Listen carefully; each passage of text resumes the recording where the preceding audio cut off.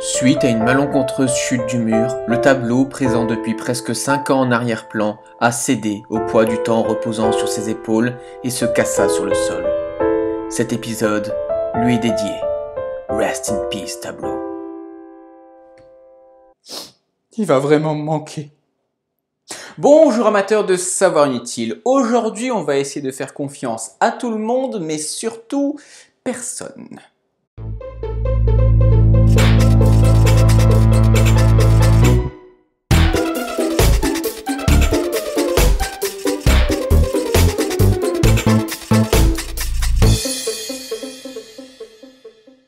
Les mathématiques sont un ensemble d'outils mis à notre disposition pour résoudre différents problèmes.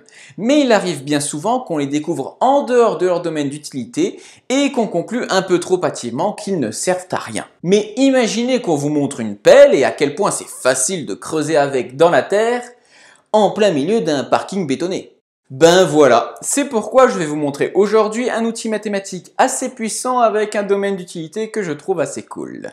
Supposons que vous vouliez transmettre un objet important et extrêmement secret à deux personnes bien définies tout en ayant la certitude que ces deux personnes aient tous les deux accès à cet objet en même temps. Comment faire ? La solution la plus simple est de sceller l'objet dans un coffre à l'aide de deux cadenas. Pour avoir accès au contenu, les deux personnes doivent se rencontrer et faire usage chacun de leurs clés. C'est une idée assez présente dans la fiction. On a tous en tête l'image de deux personnages ou plus faisant appel à une clé personnelle pour activer ou avoir accès à quelque chose. Ça donne un effet grave, comme si ce qu'ils s'apprêtaient à faire ne pouvait pas être laissé entre les mains d'une seule personne. Et c'est une bonne raison pour justifier ce système. Imaginez l'accès à une information ou un objet aux conséquences si importantes que personne sur cette terre ne soit jugé suffisamment digne pour prendre seul la décision de l'utiliser. Si on scelle l'objet avec 4 cadenas, cela assure que les 4 personnes à qui on va donner la clé sont en charge de décider quand le contenu sera révélé. Mais la décision n'est jamais entre les mains d'une seule personne. Ça doit être une décision collective. C'est d'ailleurs utilisé sur Internet pour chiffrer des informations sensibles. Chaque personne a une clé, un mot de passe, puis on chiffre l'information secrète, texte, photo, vidéo, avec la première clé, puis la deuxième, puis la troisième, et au final on obtient un truc incompréhensible par aucune personne au monde. Pour déchiffrer, il suffit de réutiliser à la suite les mots de passe dans l'autre sens. Ce système peut être vu comme très mauvais ou très bien selon les cas de figure. Ici, il faut l'intégralité des clés pour retrouver l'information secrète. S'il ne manque qu'une seule personne dans le processus, c'est fichu. Et en effet, des fois c'est normal d'exiger l'unanimité. Mais des fois on aimerait prendre des décisions plus démocratiques. C'est-à-dire on voudrait que seulement une majorité suffise. Mais comment concevoir un système qui puisse éparpiller un secret entre plusieurs personnes et où on puisse le retrouver avec seulement une partie majoritaire des morceaux ? Eh bien, pour faire ça, on va faire un peu de géométrie analytique. Quoi ? Reprenons notre situation avec juste 2 personnes. Imaginons que le secret soit juste un nombre. Et c'est souvent le cas. Si on veut appliquer cette méthode d'un point de vue informatique, on va chiffrer le secret avec un mot de passe, un nombre, et c'est ce nombre qui doit être retrouvable par nos 2 personnes. On considère un plan orthonormé, c'est-à-dire 2 droites graduées, une verticale, l'autre horizontale. On choisit notre secret sur la droite verticale, par exemple 5, 5, c'est la valeur secrète qui ni la personne A ni la personne B ne doivent connaître à moins qu'ils décident de coopérer. Maintenant, je choisis une droite au hasard qui passe par ce point. Par exemple, celle-ci. Je choisis ensuite 2 points sur cette droite et j'en donne un à A et un à B. Plaçons-nous maintenant du côté de A par exemple. Il a à sa disposition ce point et c'est tout. Impossible pour lui de retrouver le secret qui se trouve sur cette droite. Tout simplement car il ne sait pas à quoi ressemble la droite qui passe par le secret. Mais si maintenant A et B décident de s'échanger leurs points secrets, ils n'ont qu'à tracer l'unique droite y passant et regarder l'intersection pour retrouver le secret.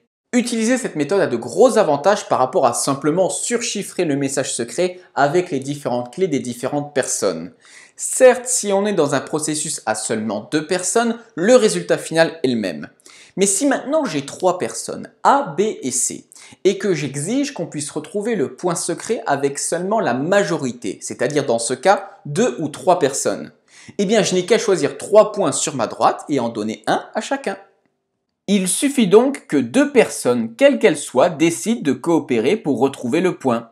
De façon générale, je peux choisir autant de personnes que je veux, il suffit que 2 personnes se mettent d'accord pour pouvoir retrouver le nombre secret. Mais maintenant, on obtient le problème inverse qu'avec la méthode précédente. Si j'ai maintenant 5 personnes, je ne peux pas exiger l'unanimité, ou juste 4 ou 3, pour retrouver le point secret. 2 suffisent. Et c'est là que les choses intéressantes vont commencer. Un moyen d'améliorer ce système fait appel à un outil mathématique bien spécifique, l'interpolation polynomiale. Putain la vache, je comprends pas un mot de ce que vous racontez. Allez-y, excusez-moi, reprenez depuis le début, je vous écoute. Derrière ces mots barbares se cache quelque chose d'assez simple à appréhender. Un polynôme, qu'est-ce que c'est? Reprenons notre plan avec l'axe horizontal, appelé abscisse, et l'axe vertical, les ordonnées. Je prends une équation polynomiale, c'est-à-dire y égale et une somme de puissance de x et éventuellement un nombre tout seul à la fin. Pour l'instant, on comprend pas trop ce que ça veut dire, mais on va le représenter géométriquement. Dans le cas de y égale x au carré plus x plus 3. Je cherche un point tel que son abscisse, c'est-à-dire sa position sur cette droite, élevé au carré, ajouté à lui-même plus 3, donne sa position sur l'axe des ordonnées. Eh bien, le point 1, 5 fonctionne. En effet, 1 au carré plus 1 plus 3 donne bien 5. Et je peux m'amuser à lister tous les points qui fonctionnent pour obtenir une courbe comme ceci. On appelle ça une parabole. Si maintenant je prends y égale 2x plus 5 et que je liste tous les points, x et y qui vérifient cette égalité, j'obtiens une droite. Une droite est donc un polynôme. On peut classer les polynômes par leur degré. Comme j'ai dit, on écrit y égale une somme de puissance de x avec des coefficients devant. Donc il n'y a pas d'autre opération comme des cosinus. Le degré, c'est juste la plus grande puissance de x. Si on prend y égale 2x puissance 128 plus 3x puissance 72 plus 7, le degré c'est 128. Eh bien, le degré en dit beaucoup sur l'allure géométrique que va avoir la courbe d'un polynôme. Par exemple, si le degré est 1, c'est-à-dire y égale ax plus b avec a et b des coefficients comme vous voulez, eh bien, la courbe sera une droite. Si le degré est 2, ce sera une parabole. Si le degré est 3, c'est une hyperbole et on peut aller aussi loin qu'on veut. On peut voir les polynômes comme des sortes d'extensions du concept de droite, car par 2 points passe une droite et une seule, et c'est sur cette propriété qu'est basé notre système de partage de secrets. Et bien plus généralement, par 3 points, il ne passe qu'une seule parabole, qu'une seule courbe de degré 2. Par 4 points, il ne passe qu'une seule courbe de degré 3, etc. De façon générale, par n points, il ne passe qu'une seule courbe de degré n-1. Et c'est même très simple de les trouver. Pour une parabole par exemple, si on me donne 3 points, je cherche une équation de la forme y égale ax carré plus bx plus c, où a, b et c sont inconnus. À partir du moment où je les ai trouvés, j'ai ma courbe. Je remplace à chaque fois mes x et mes y en fonction des 3 points que j'ai. J'ai donc 3 équations pour trouver a, b et c. Eh bien, ça se résout très bien, même à la main. Salakaboum, la magicaboum, bibidi, babidi, pivot de Gauss. Et voilà.